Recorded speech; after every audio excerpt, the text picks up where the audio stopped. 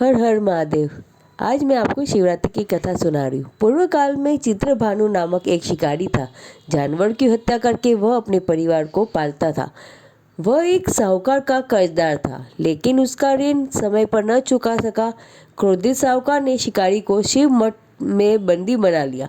संयोग से उस दिन शिवरात्रि थी। शिकारी ध्यान मग्न होकर शिव संबंधी धार्मिक बातें सुनता रहा। चतुर्दशी को उसने शिवरात्रि व्रत की कथा भी सुनी। शाम होते ही साहूकार ने उसे अपने पास बुलाया और ऋण चुकाने के विषय में बात की। शिकारी अगले दिन सारा ऋण लौटा देने का वचन देकर बंधन से छूट गया। अपनी दिनचर्या की भांति वह जंगल में शिकार के लिए निकला, लेकिन दिन भर बंदी गृह में रहने के कारण भूख प्यास से व्याकुल था। शिकार खोजता हुआ वह बहुत दूर निकल गया। जब अंधकार हो गया तो उसने विचार किया कि रात जंगल में ही बितानी पड़ेगी। वह एक तालाब के किनारे एक बेल के पेड़ पर चढ़कर रात बीतने का इंतजार करने लगा। बेल वृक्ष के नीचे शिवलिंग था, जो बेल पत्रों से ढका हुआ था। शिकारी को उसका पता न चला। पड़ाव बनाते ही इस समय उसने जो टहनियाँ तोड़ी वे संयोग से शिवलिंग पर गिरती चली गई। इस दिन भर भूखे प्यासे शिकारी का व्रत भी हो गया और शिवलिंग पर बेलपत्र भी चढ़ गए। एक पहर रात्रि बीत जाने पर एक गर्भिणी हिरनी तालाब पर पानी पीने पहुंची। शिकारी ने धनुष पर तीर चढ़ाकर ज्यों ही प्रत्यंचा खींची, हिरनी बोली, मैं गर्भिणी हूँ, शीघ्र ही प्रसव करूंगी।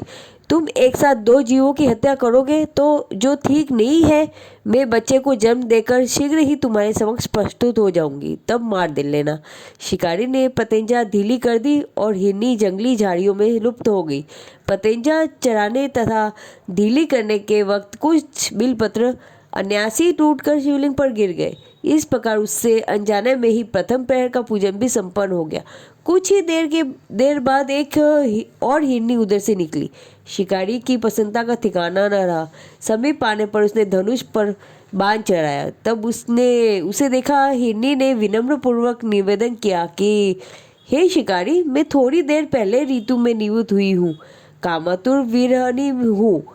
अपने प्रिय की खोज में भटक रही हूँ। मैं अपने पति से मिलकर शीघ्र ही तुम्हारे पास आ जाऊंगी। शिकारी ने उसे भी जाने दिया। 2 बार शिकार को खोकर उसका माथा खनका। वह चिंता में पड़ गया। रात्रि का आखिरी पहर बीत गया रहा था। इस बार भी धनुष से कुछ बिलपत्र शिवलिंग पर जा गिरे तथा दूसरे पहर की पूजन भी संपन्न हो गई। तभी एक अन्य हिरनी अपने बच्चों के साथ उधर से निकली। शिकारी के लिए वह स्वर्णिम अवसर था। उसने धनुष पर तीर चढ़ाने में देर न लगाई। वह तीर छोड़ने ही वाला था कि हिरनी बोली, हे शिकारी, मैं इन बच्चों को इसके पिता के हवाले करके लौट आऊंगी। इस समय मुझे मत मारो।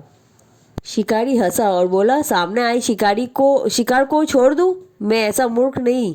इससे पहले मैं 2 बार अपना शिकार खो चुका हूँ। मेरे बच्चे भूखे प्यासे से व्यग्र हो रहे होंगे। उत्तर में हिरनी ने फिर कहा, जैसे तुम्हें अपने बच्चों की ममता सता रही है, ठीक वैसे ही मुझे भी तो है शिकारी। मेरा विश्वास करो, मैं इन्हें इनके पिता के पास छोड़कर तुरंत लौटने की प्रतिज्ञा करती हूँ। हिरनी का दुख भरा स्वर सुनकर शिकारी को उस पर दया आ गई। उसने उस मुर्गी को भी जाने दिया। शिकार के अभाव में तथा भूख प्यास से व्याकुल शिकारी अनजाने में ही बेल वृक्ष पर बैठा बिलपत्र तोड़ तोड़कर नीचे फेंकता जा रहा था। पौ फटने को हुई तो एक हर्षपुष्ट मृग उसी रास्ते पर आया। शिकारी ने सोच लिया कि इसका शिकार वह अवश्य करेगा। शिकारी की तनी प्रत्यंचा देखकर मृग विनती स्वर में बोला, हे शिकारी, यदि तुमने मुझसे पूर्व आने वाली 3 मुर्गियाँ तथा छोटे छोटे बच्चे को मार डाला है तो मुझे भी मारने में विलम्ब न कर, ताकि मुझे उनके वियोग में एक क्षण भी दुख न सहना पड़े। मैं उन हिरनियों का पति हूँ। यदि तुमने उन्हें जीवन दान दिया है तो मुझे भी कुछ क्षण का जीवन देने की कृपा करो। मैं उससे मिलकर तुम्हारे समक्ष उपस्थित हो जाऊंगा। मृग की बात सुनते ही शिकारी के सामने पूरी रात का घटना चक्र घूम गया। उसने सारी कथा मृग को सुना दी। तब मृग ने कहा, मेरी तीनों पत्नियां जिस प्रकार प्रतिज्ञाबद्ध होकर गई है, मेरी मृत्यु से अपने धर्म का पालन नहीं कर पाएगी। अतः जैसे तुमने मुझे उन्हें विश्वास पत्र मानकर छोड़ा है, वैसे ही मुझे भी जाने दो। मैं उन सब के साथ तुम्हारे सामने शीघ्र ही उपस्थित होता हूँ। शिकारी ने उसे भी जाने दिया। इस प्रकार प्रातः हो आई।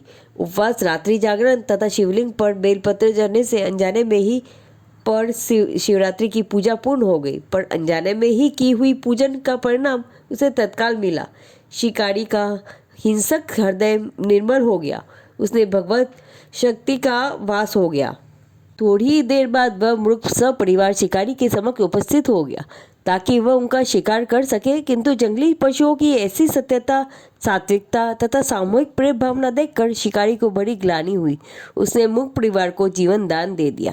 अनजाने में शिवरात्रि के व्रत का पालन करने पर शिकारी को मोक्ष की प्राप्ति हुई। जब मृत्यु काल में यमदूत उसके जीव को ले जाने आए तो शिवगणों ने उन्हें वापस भेज दिया तथा शिकारी को शिवलोक ले गए। शिवजी की कृपा से ही अपने इस जन्म में राजा चित्रभानु अपने पिछले जन्म को याद रख पाए तथा महाशिवरात्रि के महत्व को जानकर उसका अगले जन्म में भी पालन कर पाए। शिव कथा का यह संदेश है कि शिकारी की कथा अनुसार महादेव तो अनजाने में किए गए व्रत का भी फल दे देते हैं, पर वास्तव में महादेव शिकारी की दया भाव से प्रसन्न हुए। अपने परिवार के कष्ट का ध्यान होते हुए भी शिकारी ने मूर्ख परिवार को जाने दिया। यह करुणा ही वस्तुतः उस शिकारी को उन पंडित एवं पुजारियों से उत्कृष्ट बना देती है जो कि सिर्फ रात्रि जागरण, उपवास एवं दूध, दही, बेलपत्र आदि द्वारा शिव को प्रसन्न कर लेना चाहते हैं। इस कथा में सबसे महत्वपूर्ण बात यह है कि इस कथा में अनजाने में हुए पूजन पर विशेष बल दिया गया है। इसका अर्थ यह नहीं कि शिव किसी भी प्रकार से किए गए पूजन को स्वीकार कर लेते हैं अथवा भोलेनाथ जाने या अनजाने में ही हुए पूजन में भेद नहीं कर सकते। वास्तव में वह शिकारी शिव पूजन नहीं कर रहा था। इसका अर्थ यह भी हुआ कि वह किसी तरह के किसी फल की कामना भी नहीं कर रहा था। उसने मृत परिवार को समय एवं जीवन दान दिया जो कि शिव पूजन के समान है। शिव का अर्थ ही कल्याण होता है। उन निरीह प्राणियों का कल्याण करने के कारण ही वह शिव तत्व को जान पाया तथा उस शिव से साक्षात्कार हुआ। परोपकार करने के लिए महाशिवरात्रि का दिवस होना भी आवश्यक नहीं है। पुराण में 4 प्रकार के शिवरात्रि पूजन का वर्णन है। मासिक शिवरात्रि, प्रथम आदि शिवरात्रि तथा महाशिवरात्रि। पुराण वर्णित अंतिम शिवरात्रि है नित्य शिवरात्रि। वस्तुतः प्रत्येक रात्रि ही शिवरात्रि है। अगर हम उन परम कल्याणकारी आशुतोष भगवान में स्वयं को लीन कर दें तथा कल्याण मार्ग का अनुसरण करें, वही शिवरात्रि का सच्चा व्रत है। अगर आपको ये कहानी अच्छी लगे तो कमेंट में हर हर महादेव जरूर लिखें और प्लीज़ लाइक एंड शेयर करें और सब्सक्राइब भी करें।